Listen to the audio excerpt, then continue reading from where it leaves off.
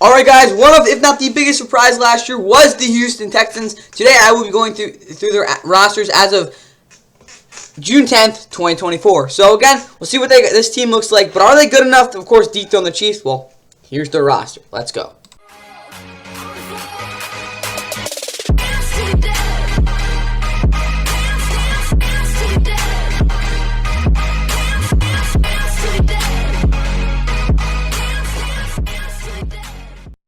And with that, what is going on, guys? Welcome back to the NFL. Of course, please like and subscribe. Hope you guys enjoy the Houston Texans 2024 roster grades. Of course, this is a quite turnaround from last year with this football team. I'm going to be honest, they never actually a really good roster, I'm just going to say it right off the bat. So don't be surprised if they have a really good grade. But, as always, we do start with the quarterback position. Again, if you haven't watched any of them, the playlist will be at the end of the video, so again, stick around for that. But until then, we obviously, as always, start out with quarterback, which is what I guess we'll get into first. Obviously, the Texans quarterback and what made it all possible for this team to, of course, win the division, also win a playoff game last year for the first time since, of course, 2019, or technically 2020 with Deshaun Watson. Again, looking at CJ Stroud again, out of Ohio State, number 2 overall pick, obviously.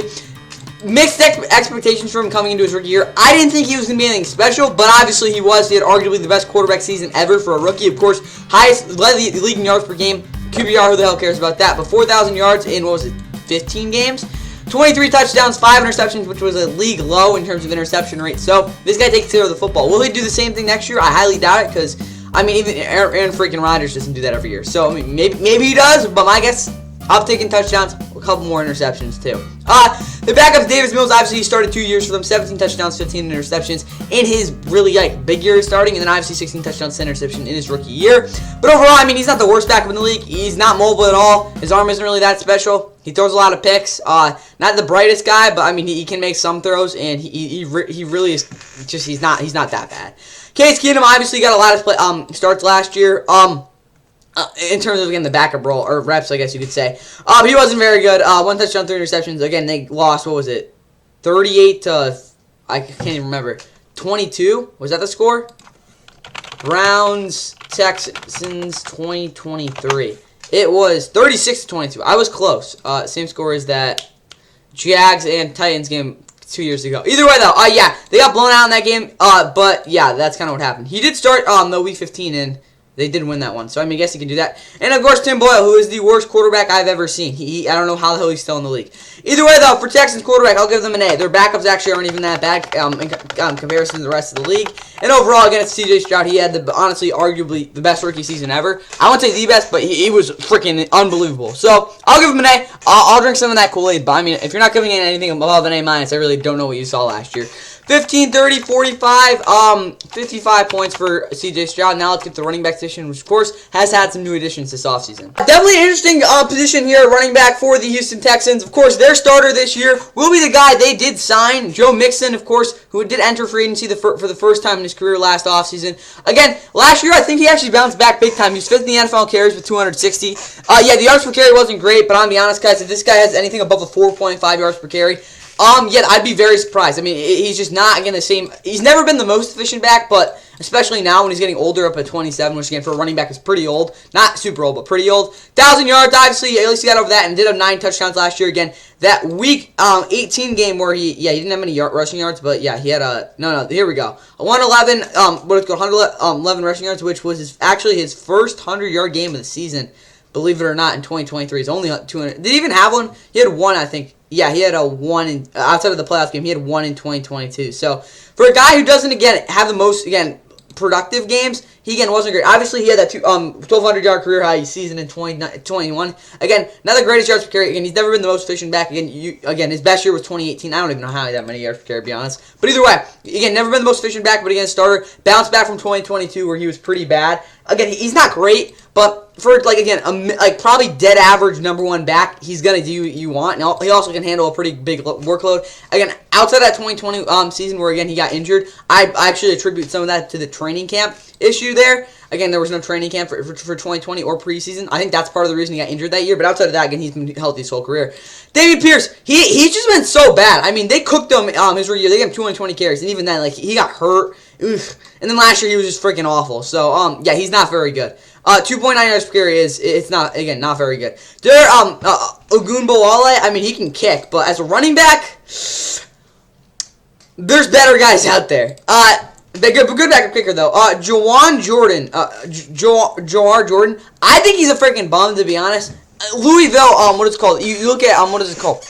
If you looked at me, what it's called? Isaac Garendo, when I did the what is it called running back prospect rankings. I did not like Jawar Jordan. He got way too many carries. He just wasn't very good. His vision isn't good. He is pretty talented though. I'll give him that, and he's actually a little bit athletic, but he just got way too many carries for the production he was giving. Now, I really think that hurt their offense as well. But either way, at running back, I'll probably give them a B-. I want to give him, you could argue a C+, but again, I think Joe Mixon's good enough at this point to at least give them above average running back play. But at the same time, again, not very deep. There are some guys, again, Damian Pierce is just awful. He's not a very good backup. So, I'll give him a B- because I really like Joe Mixon at this. I'll give him a C+. But is that really fair? I think I gave... He's a lot better... No, is he that much better than Devin Singletary? Like, really?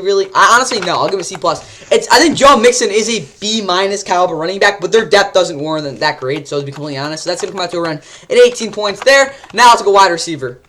Oh boy, again, there's a lot of buzz around the Texans, specifically because of their receiving room. Obviously, they made that blockbuster trade, again, kind of, for Stephon Diggs. But there's no way around it, guys. Last year, Stephon Diggs wasn't very good.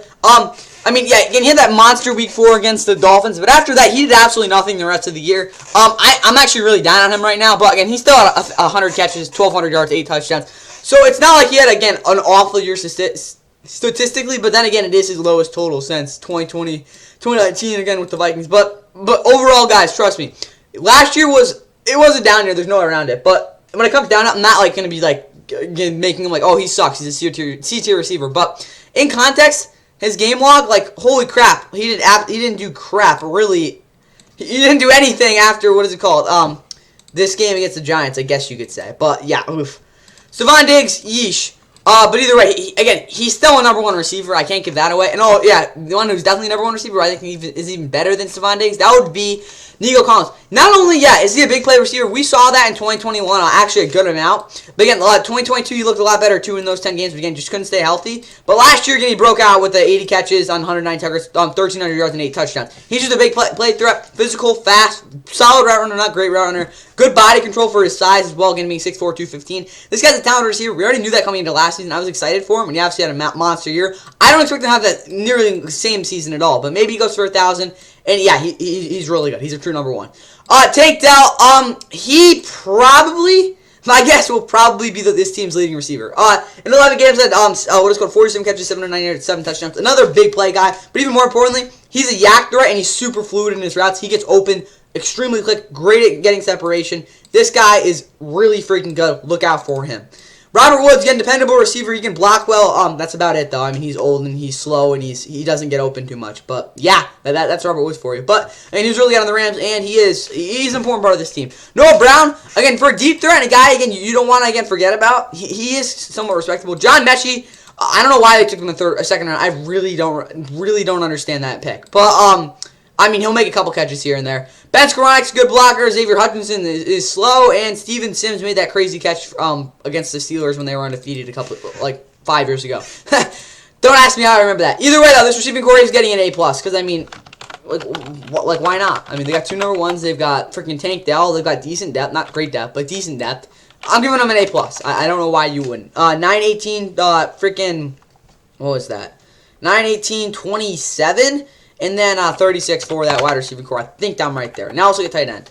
All right, guys, looking at tight end. This is definitely an interesting position for the Texans. Again, I'll be honest.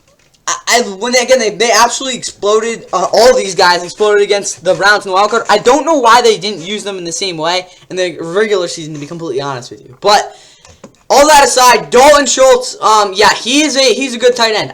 Arguable top 10. He's never been my favorite blocker really at all. Not super dependable always to get open, but as a guy, again, you can kind of just get the ball underneath too. Makes some plays over the top. He's, again, good receiving tight end. He's definitely good, but I wouldn't say he's like elite or anything, but yeah, just a good player. Brevin Jordan, this guy's the guy who's just going to take the top over the defense. He's basically a bona fide receiver. He also can do some damage as a run blocker, but again, not really consistent enough to really be a true starter, but yeah. He's that guy you don't want to forget about, because if he's on the field, yeah, you're going to have to take note of him. Cade Stover, I don't like him coming out of the draft. Again, he's just got a lot of stuff to work on, and I just don't see really the fluidness or, again, that football player that many people describe him as, and on film. So, I'm interested, if you can develop there, but Cade Stover, And as a third guy, not awful. And you got Tegan Quintariano or something like that. I swear he caught a touchdown against the Browns. Am I wrong? Oh, that might have been Brevin Jordan. There we go. Okay, let's see. No, we don't want this. We definitely don't want that. Either way, yeah, was I right? No, that was Brevin Jordan. Yeah, he didn't make a catch. Either way, though, this tight end room, I'll give them a B. Yeah, I like it. It's decent. Again, for tight ends, it's good depth. Again, they have good starter. I'm not too mad about that. 6'12", 16 points. Now let's look at the offensive line. All right, O-line for the Texans. It's kind of a ragtag group. Not really though. Oh yeah, Troy Hairston. He's a fullback. That's what he is. Either way, though, this actual offensive line though, Laramie Tunsil's still probably the second best left tackle in the league. If you want to moan about it, third. Kenyon Green is the first round pick from 2 years ago. He got really injured after a very bizarre rookie year. I mean, he was okay, then he was bad, then he was really bad. So, yeah, not the greatest rookie year for Kenyon Green, but last year, he got injured, so he didn't play the whole year. I'll be interested to see how he goes out this year. Charlie Heck, I'm be honest, I forgot he was a backup on this team. He's been okay. Don't get that wrong. He's kind of dependable, but as a guy you really want, not really. So if Laramie Tunsil gets hurt, you might have to move over Titus Howard, but Charlie Heck's okay. Nothing crazy. Kendrick Green, though, he started a good amount last year. He was kind of mid, kind of meh. Yeah, he's just there. I mean, he's a decent guy when it comes to what is called countering finesse moves, but the one issue I think I have with him right now is what is called out-talenting leverage in some ways, because sometimes you're going to make mistakes, but again, if he can, what is called, make up with that for some, again, the physical ability he actually does have, which honestly is crazy that no one noticed coming into the draft. I guess kind of third-round pick, but yeah, again, I like to see more of that this year, again, when he gets on the field. Juice Scruggs, yeah, he's at center. He didn't actually play too much last year, so again, I'll be interested to see how he plays. Again, rookie last year, but yeah, we'll see what he can do. Jared Patterson, he actually played, I think, I won't say more, but he played a good amount too. For a 6th-round pick, I actually think he played pretty well. Shaq Mason, he's a solid right guard. He's been that his whole career. Always played every single game. Nick Broker, he's broke. No, I'm joking. I don't know. But for a 7th-round pick from the Bills, my guess is he sucks. To be honest, I've never heard of him. Blake Fisher, he's been in the league like forever. Yeah, no, shoot. Oh my God, I always get these two. I was thinking of what's his name. He played for the Chiefs. He was Eric Fisher. There we go. Blake Fisher, though. This guy out of Notre Dame. He was picked way too high, in my opinion. I just don't see the athleticism. But for a guy who can actually move some guys against the run, that could be big. But again, he will get exposed as a pass blocker in his rookie year. I really don't see a way where they can develop him fast enough to, again, be somewhat competent as a pass blocker. That's why they have Titus Howard, who, yes, is, what is he, 28 now? He's a plug-and-play guy. He's kind of average at everything. And there's some stuff, like, again, when it comes to kicking out, again, especially against these faster rushers, he will struggle against. But overall, pretty dependable, pretty average guy. I like this offensive line, but there are uncertainties. I'll probably give them a B-. Just because, again, when you look at it, the interior, it's not great, but there's promise. The depth isn't awful. I mean, yeah, you don't want Nick Broker as your backup guard, but whatever. And obviously, your tackles are pretty established. I'll give them a B-. That comes out to, what is that, 6'12", 14 points. So not the greatest line, but it works. Time for the overall offensive grade. Alright, the total offensive point output is 139, which puts them in the B+ tier. I think that's where they fit. This offense last year just wasn't really all that consistent, and they did lose games that were they were bad again, like against the Panthers, if you don't remember. Yeah, I got it was midseason, but still, this is a Texans team that I do think will have a very good offense this year. But don't be surprised if they have games where they're kind of not very good. So I want to put that out there again. They obviously have a very stable quarterback and Alpha, again, one of the best rookie seasons ever. Wide receiver position, again, is super deep, but again, when we get to the identity later, that could be an issue for them. Tight end position, obviously solid. Running back position could be better. I think they could run into some problems like they did last year if Joe Mixon does indeed get injured. O-line is okay. Technically, it's arguably the weakest part of this offense, but it's not bad at all. There's really no hole on this offense, which is good. But again, I still think there are some inconsistencies that will appear, so don't be surprised. Again, that's why I got to give them B+ in terms of their overall offensive grade. But that's all I got for them. Now I'll say these linebackers, which again, weakened a little, but they should be okay. And the linebacker position for the Texans is a very good group, in my opinion. It's, again, losing what is called Blake Cashman to the Vikings is not ideal. But outside of that, guys, I mean, it's kind of like a payback in a way. Again, they got a 2-for-1 in a way. But, again, we'll get to that when we get to the defensive line and pass rush next. But Christian Harris is freaking elite, guys. Again, rookie year, he struggled as a cover guy. Still isn't great there, but, I mean, he had 101 tackles. He's a freaking just playmaking machine. What, he had 2 pick sixes against, no, he had 1 pick six against the, Browns in that playoff game. he's a really good linebacker. I think arguably top 10. Like, he was really freaking good last year. Yes, not great in coverage. I don't care. He's still okay. He's good enough. He makes so many more plays. Again, kind of like Darius Leonard in a way. Before, again, he kind of sucked off. He kind of, oh my God. He started to suck. Aziz Al-Shire, again, he forces a ton of turnovers. He just does. Not as much last year, though. Again, with the Titans, he had a lot more responsibilities. 163 tackles, though. Was arguably his best year in coverage as well. He was probably the Titans' most stable linebacker last year. He's a good player. Not a bad starter at all. Henry 202, again, he was a rookie. I wasn't super high on him coming out of the draft. I think he was a decent player. But overall, again, as a rookie, he was kind of mid. Mixed results. But I think he'll be decent. Again, kind of the same. What do you expect in man coverage, though, for a guy, again, who's supposed to be good at there. Jake Hansen, he's kind of just a special teamer at this point. I think we're done with him on that. Neville Hewitt, again, he had one season in 2020 where he was just thrown out there and said, you make tackles. And, well, yeah, he made tackles, I guess. That's not good grammar, but, yeah. Again, throw text in 2021 was pretty bad. And then the last 2 years, he's been okay as a backup. So, yeah, that's probably where he belongs. Delshon Phillips, I thought he was a pass rusher, but I guess I'm wrong. So, yeah, keep playing linebacker, I guess. He's not a bad backup, though. And the rest of these guys, I mean, heard of Jacob Phillips, but Jamal Ali, that's not even it. Oh, yeah, Maxwell Tooley. He played against UConn. That's all I remember. Either way, though, for this linebacking core, what are we going to say? Christian Harris is awesome. You know, I'll actually give them a B. No, B minus. Henry 202 isn't that great. Their depth it's there. Aziz Al-Shire is just above average. Christian Harris, again, I think is freaking elite. But let's be honest, guys. This linebacking core isn't not great. I think, honestly, I'll give them a B. I want to give them a B so bad. You know what? Screw it. I'll give them a B. Well, that's just not fair, though. B minus. Fine. I'll give them that. 9-18. What is that? 21 points. Now let's go with the defensive line and the pass rush, obviously. All right. Okay. Of course, the defensive line is highlighted by Danielle Hunter, who again got that massive contract. Not really. It's like a 2-year deal where he's getting paid like $30 million per year. And obviously the defensive rookie of the year, that would be Will Anderson Jr. Again, he had 7 sacks last year and eventually got to the top of, what is it called? The league in rookie quarterback pressures. Overall, Will Anderson, again, he's really good. That finesse game really showed up last year. The power game started to develop, which is really nice. Again, for a guy who's really, again, really their only true dependable pass rusher, he did a good job. Dylan Horton, watch out for this guy. I'm not even kidding. Like, no, I'm joking, but still. And yeah, he was decent as a rookie last year as well for a 4th round pick. Did some good stuff as a run stopper. But either way, Danielle Hunter, again, he's been so good when he's been on the field. Again, he was 5th in the league in the sacks last year. Of course, 2021, 2020, he just wasn't healthy. But the past 2 years, he's been very, very good. And yeah, I expect similar stuff from what we've seen the past couple years. Even though, what is he, 31 now? Or actually 29. He's freaking young. This guy's been in the league forever. Derek Barnett, again, he's kind of a bust to this point for, again, a 1st round pick. But, I mean, he'll do some stuff. Again, he's never been a big sack guy, but he's always been somewhat decent when it comes to pressure. And again, always, again, has that one, what is the club move, the thing? I don't even know how to describe it. It's kind of weird, but it works for him. Floyd Fladikowski, holy crap. He's got a hitch in it on what is called his way off the line, but this guy just is a run stuffer. That's kind of what he's out there for. But he's a brick when it comes to pass rush, but that's why again, he's out here. A guy who's not a brick out there when it comes to pass rush is Nico Autry. This guy's just a freaking pressure machine. He's a finesse demon. Well, look out for him. He had a career high with 11.5 sacks last year and 50 tackles. Again, for a guy who's never been labeled as the most consistent, was a model of consistency last year and was the best player in that Titans defense overall, again, without Jeffrey Simmons in the equation there. Tim Settle, not a bad backup either. Again, I think you got to take some of what he can do into account. Again, he had 5 sacks with the Commanders in 2020, even if that was because a product of that defense. But I think he's a solid backup. And yeah, he does his job well. Mary Liber Jr., he's just not very good. I mean, yeah, he was, honestly, you could argue his best year of his career outside of, again, arguably, what is called 2020 with the Bears. But I've never seen it with him. He's never really been able to penetrate well at all, and that's just kind of hurt him as a run defender. But overall, he's not the worst guy in the world. Kurt Hinish actually played a little bit last year as well.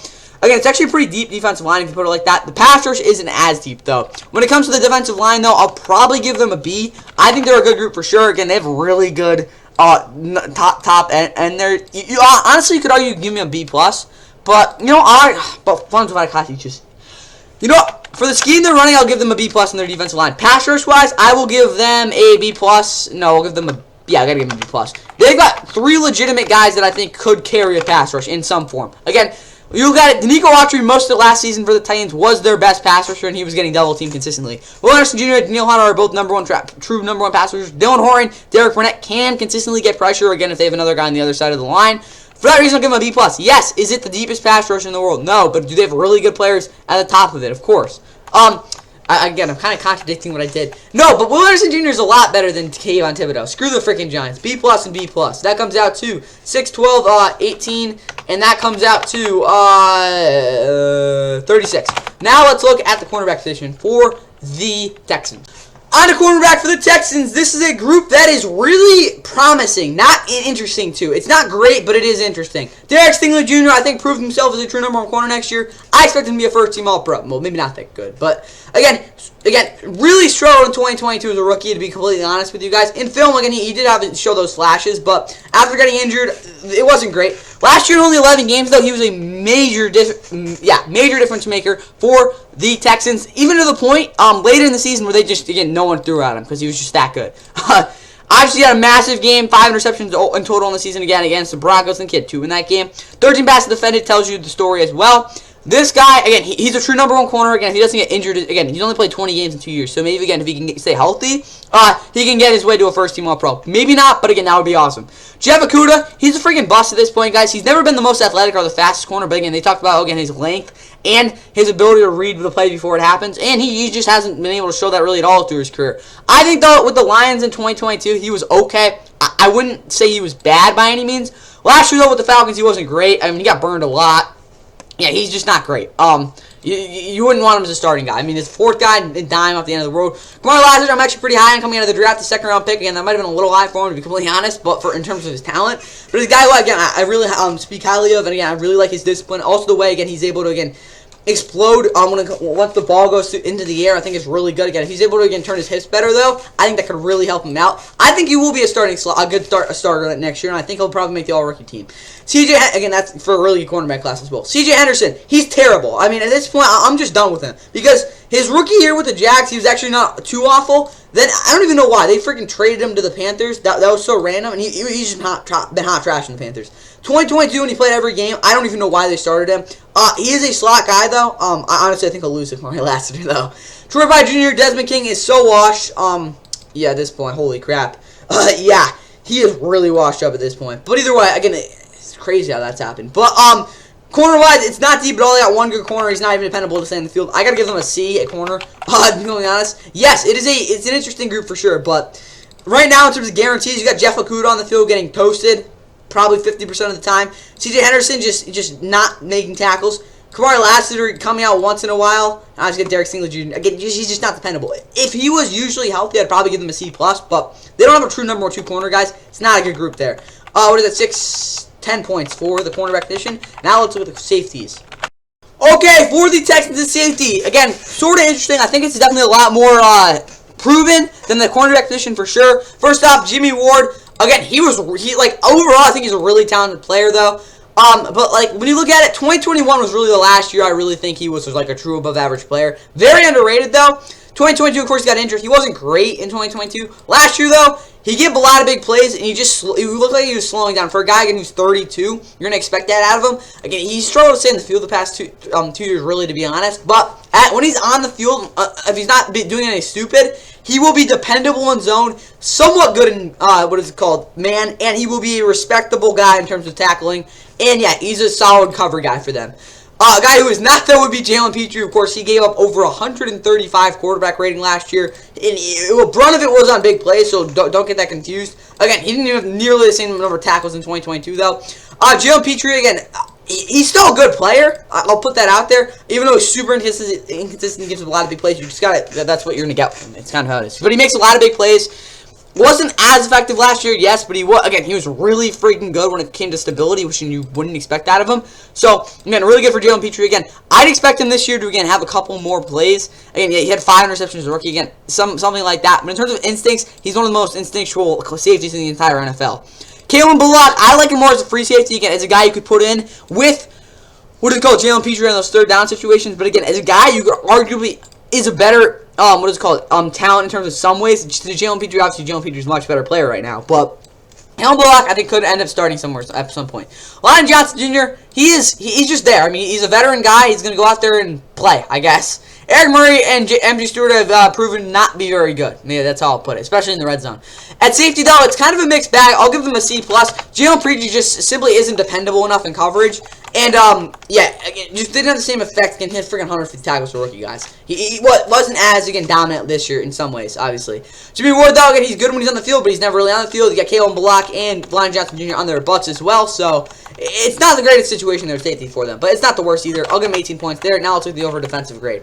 All right, let's do some adding here. What is that? 21 plus 18 plus 36 plus 10 plus 18. There we go. That gives 103 points for this Texans defense, and 103 points puts them in the C+ tier, which is actually, I'll give them a B-. I think that's actually where they belong. Yeah, their front seven is a lot better than their secondary, let's be completely honest there. But, again, when I'm be honest with this defense, they're going to get a lot of sacks, I think, this year, to be honest. But the big thing, I think, with them is D'Amico Ryans has to put Derek Stingley Jr. in the right spot. He cannot be depended on every single down to basically hold the fort down. So, again, basically the cavalry can, I guess, arrive in some metaphorical form, Jesus. But Jimmy Ward, you're just not going to expect him to be on the field. He's a big part of this defense. They've got to be able to take some of these guys who just aren't very proven and put them in spots where they can succeed. Again, D'Amico Ryans, if he can do that, I think this defense, you could argue, could be B+ tier. But when it comes down to talent, that secondary, I think, will hurt them in some spots. But they do have an elite guy like Derek Stingley back there. So it's not like it's nothing. But again, if Jalen Petrie can get back to the way, again, just be as effective as he was in 2022, that would be big. And not be as conservative. Again, he was still really good last year in a lot of ways, but just, again, was just bad in coverage. He's got to be less passive, more aggressive, even if that does lead to even more big plays. But B-, want to get this defense. Now let's see the special teams. Overall team depth, and obviously the biggest thing with this team, their overall identity, because that's probably what's going to hold them back, if at anything, from winning the Super Bowl. I'm joking, but still, you get the... Okay, guys, last stuff before the actual roster grade. But either way, their kicker's Ka'imi Fairbairn. Kind of weird, but he's injury prone. I swear he's missed a game, like, at least the past couple of years. Let's see. Last year, again, he got injured, so... 12, actually put every game 22, that's crazy. Yeah, basically every year, or not, at least past 3, he's gotten injured at some point. So, hopefully that doesn't happen this year. Tommy Townsend, he kicks bombs. The only reason he's not in the Chiefs anymore is because they're like, yeah, Matt Rice is better than you, even though you're still really freaking good. Outside of that, Super Bowl, of course, Super Bowl 55, that is. He's been a great punter. Steven Sims, he actually can take some stuff to the house, but we haven't seen it in a while. Damian Pierce, giving me the 102-yarder against the Browns. And again, John Weeks, I forgot he existed, but... he's old, so he must be decent. Special teams-wise, I'll give them a B. I actually like it. The return game's pretty good. They force turnovers as, again, a punt blocking unit. And they also have a pretty reliable kicker who's not injured, and obviously a really good punter. So, yeah, I think B is fair. 3, 6, 8 points. Team depth, all right, quarterback depth, I'll probably give that a C. There's been worse teams. What is quarterback depth? Running back depth, D. Again, it's just not very good. Wide receiver depth, B+. Tight end depth, B. Tight end depth, C+. Offensive line depth, C+ too. So that's probably going to be around a B-. Nah, it's going to be around a C. No, I'll give them C+. C+, they're going to give them for their depth in the offense. Defensively, their depth. Linebacker depth, I'm going to give that a C-. Defensive line depth, probably a C+. Pass rush depth, probably a B-. Yeah, probably, that makes sense. Cornerback depth, D. No, F. It's not good. It's really not good. No, I'll give him a D-. Safety depth. No, they just don't have a number 2 corner. I'm, like, really pissed about that. But, yeah, F. Safety depth. C. So when it comes down to it, I'll probably give their defensive depth a C-, which is going to give their overall team depth a C, which I think is pretty fair. There's some positions that have some depth, but again, there really isn't one position that I'm like, holy crap, they've got like a million different answers. But yeah, the secondary depth really concerns me, again, especially a corner. Holy crap. But yeah, see, that is 12, 16, wait, what the hell? 12, 20 points. There we go. Identity of this team. Again, you look at it, getting Stephon Diggs will give them issues with their identity. If he's not getting the football, he's going to throw fits, and their offense is not going to play well. Simple there. But what I really think is important is that they get the ball to Joe Mixon, because again, if he can run the ball well, it'll take the burden off all these receivers, and they won't have to freaking get open every play. At least 100%, obviously. And when it comes to this defense, that's a very interesting group. Derek Stingley can't be the guy, or like the only guy. If he can be good, again, if they can put him in a spot where he's just playing man, and then he doesn't have to carry the best receiver every single play, that would be big. But as well. Jeff Okudah's going to have to step up in some way. Jalen Petrie is going to have to get back to the way he played in his rookie season without, again, kind of being, again, he was still bad in coverage in his rookie year, but he wasn't as bad. He's got to get back to, again, just being aggressive. And then Jimmy Ward's got to stay in the field, too. And then the front seven's got to cook. So when it comes down to it, I think I got to give them a D+ for their identity. You look at it, yeah, like, oh my God, they were so good last year, but maybe that success will give them pressure. I don't like their identity, just to be completely honest with you. But if that doesn't hurt them, they're going to be a really freaking good team. Now let's get the overall roster grade. Alright guys, 285 points is their total point output here. And when we put that in the scale, that will put them in a B- tier, which again, I'm not going to give them. I'll give them a B for their roster. Yes, the Texans do have a really solid roster. Yes, B is good. But it's going to be in the high end of B, to be honest. But what I think is big for them that people don't understand is that they don't have a very deep secondary. And the guy they need to be really good is Jalen Petrie. He's honestly one of the keys to that defense. Again, still think he's pretty good, but he just wasn't great last year. There's no way around that. The depth is it's average. If freaking Nico Holland or something like that get hurt, they're not going to be good there. And the identity of this team is flawed. That we don't know, again, if Stephon Diggs, something like that happens, like the off-field stuff is a little bit concerning. Obviously, not the end of the world, but I think it's B where they sit with this roster. Again, really talented team, but again, if they're not able to get some of their crap together, they couldn't be in for a little bit of a rough season, again, if they're just not able to get together. But I think they'll be able to do that. That is all I got for you, Houston Texans fans. That's all I got for their roster grades. See you guys. We want to talk about them when we get to like all the tier stuff later in the offseason. But here's a hint at the next team we're doing. First and goal. Daniel Jones under pressure, launching away. Kendall Fuller will haul it in. Makes up for the PI with a pick. His fourth in the last 3 games. Let's take a look here. What the officials, I imagine, are looking at is the elbow. Where does it land? Because the elbow was the first part of the body that hit the ground. And as you see it, I think it hits just on the white there. I mean, I think it's just barely out of bounds.